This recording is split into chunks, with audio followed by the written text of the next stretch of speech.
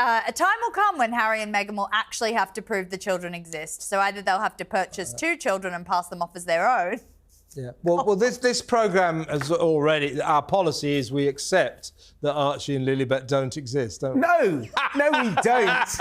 We don't. We do not throw. By the way, the bump. I think part of the video that she filmed, either that or some promotional material, actually features a picture with her running across the lawns, the grass of their Montecito mansion with Lilibet. You can't see her face, but it's the most we've ever seen of those 2 kids. Well, no, it's not. But has she just borrowed a kid? That's the point. No, she's actually put them in. Do you think they borrow those children for pictures? No, I don't. I think it's a ridiculous conspiracy So you theory. actually do think Archie and Lilibet I think Archie and Lilibet exist. I think it's just a ridiculous conspiracy theory. You say that.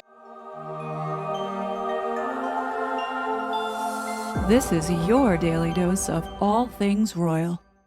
Welcome back, my gorgeous, good-looking friends. Over the past 24, 36 hours, pretty much over the whole weekend, there has been a flood of puff pieces coming out about Meghan Markle left and right, not only talking about how badly this brand as ever is being executed and launched, but also countering articles that we know Meghan Markle and Prince Harry's PR team have been pushing out.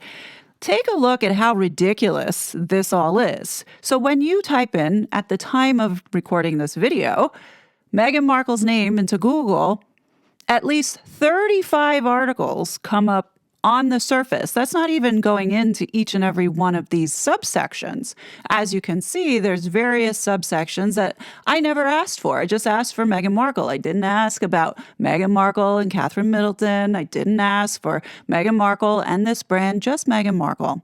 And here it is, bringing up almost 35 on the surface. This is not even going into these little subsections of things about Meghan Markle and this stupid launch of this brand that I really don't believe is real in the sense of actually serious being a business. Then when you look at Prince Harry, the only thing that they're talking about is this visa and DHS having to turn over information that is going to be released to the public, which we already know. Right? Like, why do we need 14 articles saying the exact same thing? I think it's because it is a deliberate distraction. All these articles flooding and saturating the media about nonsense and redundant stuff is to cover the fact that Archwell once again now has given money to a controversial political figure. And I don't think that they wanted attention being drawn to it. And here we are again, folks, if you have been paying attention, for that oh so predictable time of year when the sanctimonious NAACP teams up with Archwell to shove their discriminatory race-baiting agenda down people's throats. They're back at it, meddling with AI algorithms and peddling their censorship fetish like clockwork. This time, the likely taxpayer-laundered $100,000 was given to recipient Alondra Nelson. So who is Alondra Nelson? So who is this lucky recipient of $100,000 in unrestricted funds? Well, she is the former deputy assistant to President Joe Biden, and also was the principal director for Science and Society within the White House Office of Science and Technology Policy, you know, the place where regulations are getting made in the realm of the online digital space pertaining specifically to AI. This is what Archwell had to say, and I want you to see if you can pick out the red flags. Each year, the NAACP awards one individual with the NAACP Archwell Fugazi Public Charity Digital Civil Rights Award. This award celebrates leaders who are advancing civil rights in digital spaces and leading the way to build a better online world. The Archwell Fugazi Public Charity is thrilled to congratulate this year's recipient, Dr. Alondra Nelson, in recognition of her outstanding contributions to AI policy and the advancement of civil rights. Dr. Nelson accepted the award yesterday evening during the NAACP Hollywood Bureau Symposium. Dr. Alondra Nelson is a sociologist and leading expert in artificial intelligence. Her work focuses on the connections between science, technology, medicine, and social inequality. She is currently the Harold F. Linder Professor at the Institute for Advanced Study and Independent Research Center in Princeton, New Jersey. Her research has exposed critical flaws in AI and the role that it plays in election misinformation, and reveals the inaccurate, misleading, and often harmful responses that AI can produce. She has used this research and her findings to advocate for stronger safeguards in AI and the need for regulation.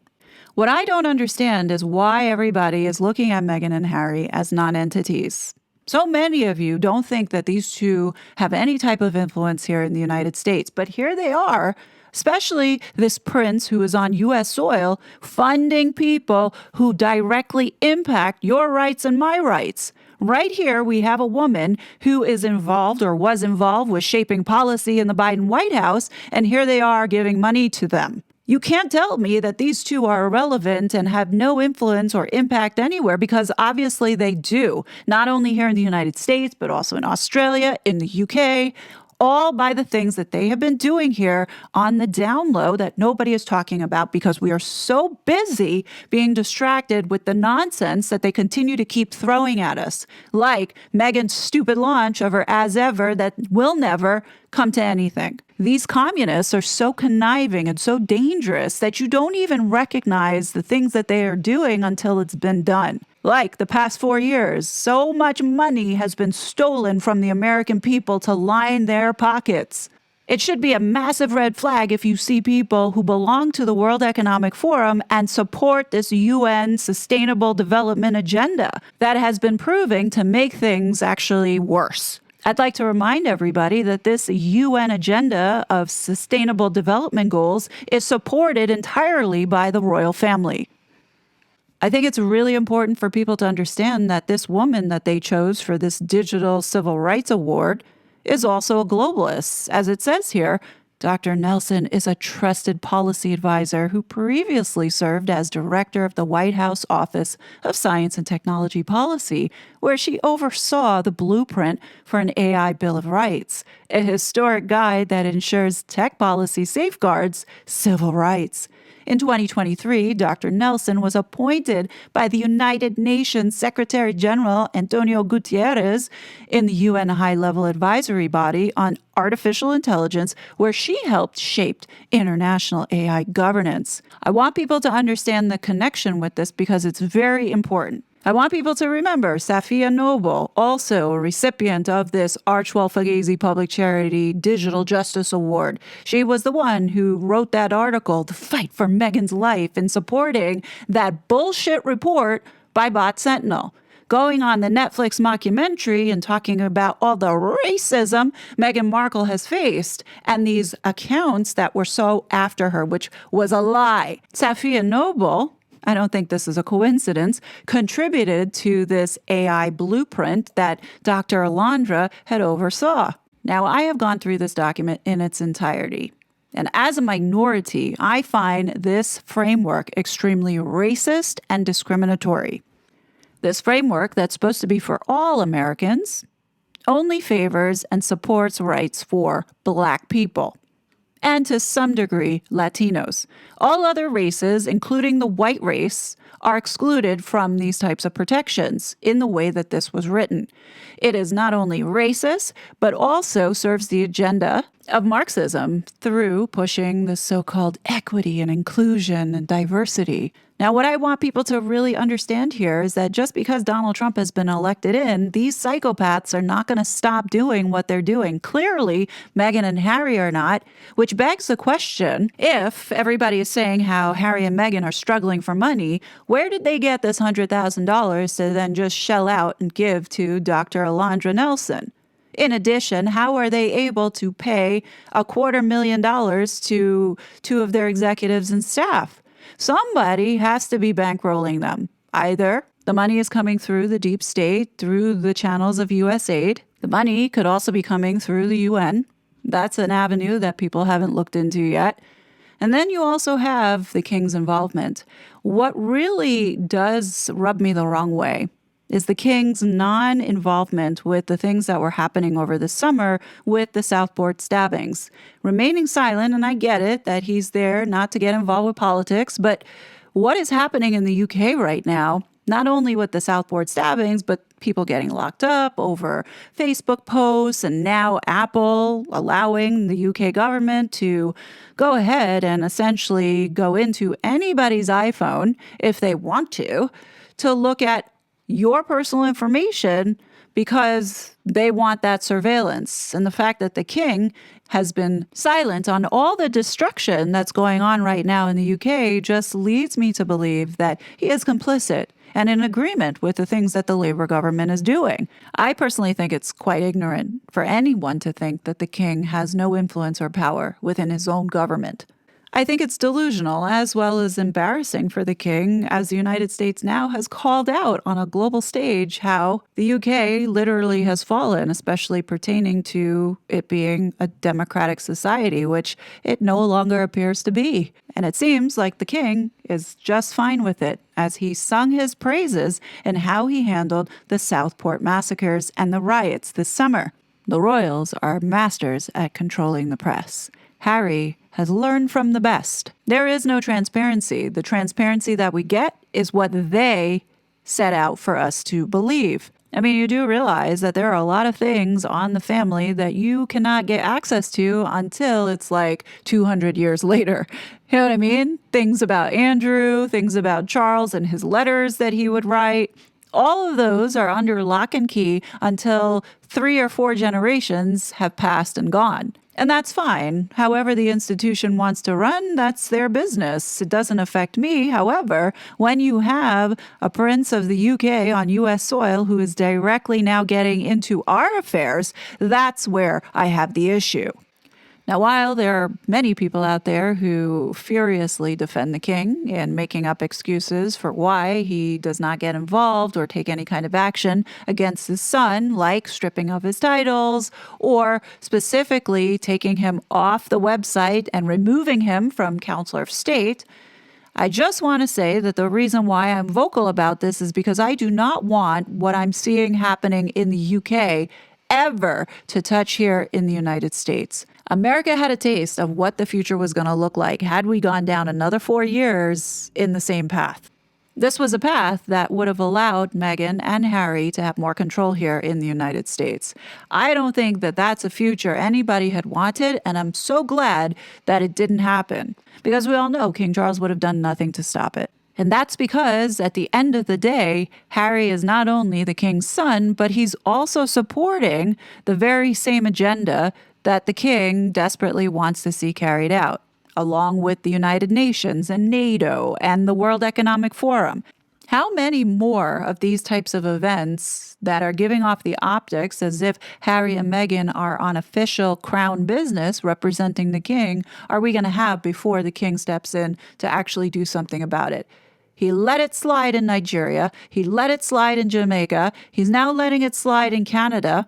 What business do private citizens, Harry and Meghan, have to go be righting the wrongs of the Indigenous people in Vancouver? The media has lied to us for the past 7 years about this couple. Are we really to believe that Harry has no engagement with his father? I may not be a part of the aristocracy, nor did I go to fashion school, but that doesn't make me stupid. There is absolutely no way that King Charles has no idea what his son is up to.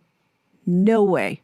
Especially since it has diplomatic ramifications like it's having now, as people are starting to slowly wake up and realize that this man has been in the United States undermining the U.S. Constitution and meddling within our government. This recent recipient of the Archwell Public Charity Digital Justice Award is another example of Harry and Meghan continuing to carry out the globalist agenda. America doesn't want this shit, and we've made it loud and clear that we do not want to go down the same path that the UK is going down, as well as what we're seeing happening in Brazil. If King Charles is not going to take any action to stopping his son from interfering and meddling with our freedoms here in the United States, then it's up to the American people to make a lot of noise to get Donald Trump to put these two dirtbags in their place. I almost feel like Meghan and Harry, as well as Netflix, are all laughing at us by this cluster F that we are watching unfold around Meghan, because I personally think that it's all by design. Had Kamala Harris won the election, do you think that that article would have came out by the New York Post talking about Harry and Meghan's involvement with Democratic operatives? No. Now is the time to make noise, not focus and be distracted by this bullshit that Meghan is putting out. She's a waste of time. What's more important is we need to stop this. Archwell needs to be investigated and their charity status needs to be revoked. And I know that there's a lot of people that enjoy the entertainment making fun of this couple because they have been a complete gong show. But part of that does play into some of the things that Meghan has said in the past about people being more gravitating towards the drama, the negative stuff, as well as the polarity. She understands that very well because she articulated it in the Oprah interview. So everything that we're watching, none of it is by accident. All of it is intentional. Good or bad, it's still press for Meghan. And she understands that because it's doing exactly what is needed, which is taking attention off of Archwell, specifically surrounding this new award that was given to a candidate who is politically tied to the Democratic Party. Meghan's so-called recent failures also takes attention off of Harry, not only from his visa, but also his involvement here now, too, with this woman. Drop in the comment section below if you are aware that this award was given out to this woman, Dr. Alondra Nelson. Be interested to know if you felt that they advertised it and celebrated it sufficiently as they have been celebrating Meghan's failures recently. More than anything, my goal here, and I state it again, for Harry and Meghan to be held accountable for the damage that they have caused here these past 4 years in the United States. But what do you guys think? Are you believing all of the media that's coming out now, showcasing Meghan as this colossal and epic failure? Or are you getting annoyed with more narratives being spun in our way, distracting us possibly away from this Archwell scandal? I definitely would like to know your thoughts. I know that I'm getting annoyed with seeing people continue to believe that what they're being told is actually true because, you know, everything else dictates otherwise, but we still trust the media. I don't know. It's kind of turning me off from looking at anything anymore because, you know, my mind is set in saying that these two are not what they seem. Not what we've been told, and I think many times over, I've shown everybody that. But definitely let me know your thoughts below. As always, I will be back with more content, but until then, please be safe, and I will talk to you later. Bye! Such a fraud.